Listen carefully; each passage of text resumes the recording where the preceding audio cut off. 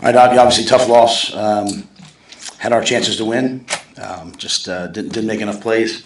Didn't play well enough defensively, and then couldn't make the plays at the end offensively to win the game in overtime. So disappointing, and something that we certainly have to learn from. So I'll take your questions. What did you think of Illinois' offensive game plan and your guys' ability to adjust to it? We came out. We predicted that they'd come out and be spread no huddle like they were.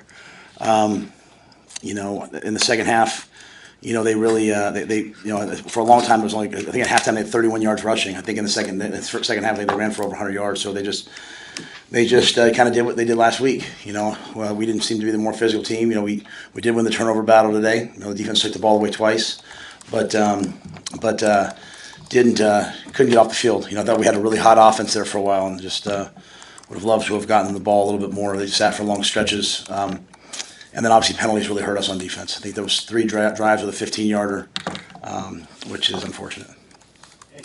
So you got 3rd and 3 there at the 21. There's a couple different things you can do. You can either try to play for 2 downs there, or you can try for the play that you guys tried, or you can try then again on 4th down, or you can try the field goal. Why did you guys decide to do what you did? Obviously, it didn't work, but what was the thinking behind it? Yeah, it was wide open, though. I mean, it was a hell of a play call by Sat. And we're just trying to throw the ball to the fullback on the flat. We were doing kind of what you said, like, hey, we're gonna throw, show a run formation, throw the ball to the fullback on the flat.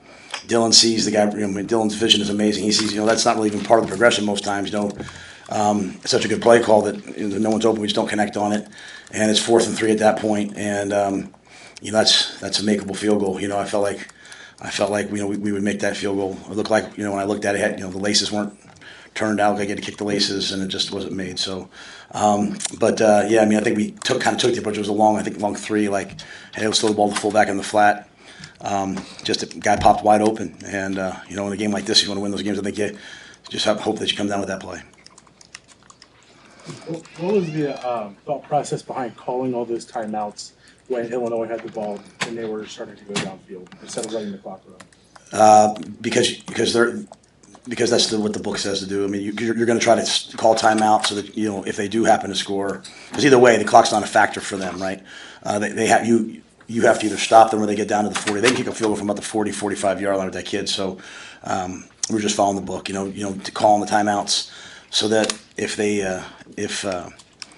did score, we'd have a chance to go back and score again. And they kicked the ball down. And it was at the 8-yard line, so we decided to go to overtime. Had it been a little further out, maybe we'd have let Dylan spin it. Hey, Matt, a lot of these games kind of came down to a similar outcome at the end of last year. It seems like there were so many points where Turner went down and Tommy went down and Illinois bounced back. How did you see the resolve from your team tonight compared to these games last year? I thought we had good resolve last year. Tonight was disappointing. I didn't think we were. Last year, we I never felt like we got pushed around too much, and I felt like in the second half, we're playing man to man, and we're literally playing man, and guys are. The guy that have that guy man to man, they're trying to make a play, and the guy's catching the ball. Even the play they threw to the big old lineman, we're in the 94 number. We can't let that happen, right? We had them stop. So, I love our guys, and as I told them, the narrative has been, hey, they're going to win all these games. My narrative has been just go 1-0 every week, lock in. So we have a lot to learn from this game, but I'm sure our guys will bounce back. And it was a costly night. We had some big injuries. Tommy couldn't go, and then. Turner looked like he got hurt pretty severely, so Gunner went in. So we'll have to regroup, after this little 2-day thing. What was Tommy's injury? Tommy's got a plantar fascia inflammation. You mentioned the defensive just not being able to go up the field and the costly penalties, especially with personal fouls. How surprising was that with that performance based off looking under it? Yeah, it was disappointing, and I think after last week, you'd have to say that, we really were concerned about the tackling, and the tackling showed up again. It wasn't great today. A lot of guys ripping at the ball as opposed to knocking the ball down. The penalties, I'm not going to talk about the penalty. Even at the end, we got hit out of bounds. I have to see what happened before I can comment on them. But we hurt ourselves, in a day where we needed somebody to make a play, and we made a play. Keys knocked the ball out, or I think that was Keys that knocked the ball out. We recovered it. We go down. We have a chance to win the game and end the game. Those two things were disappointing. But yeah, defensively, I think we have to go back and really kind of look and see what we're doing and make sure we're doing the right things with the guys that we have. when people they spread us out like Colorado did, but the difference was they were able to run the ball in those sets, whereas Colorado didn't run the ball. Obviously, overtime went downhill right away. What was your sense of just guys heading into that extra frame there?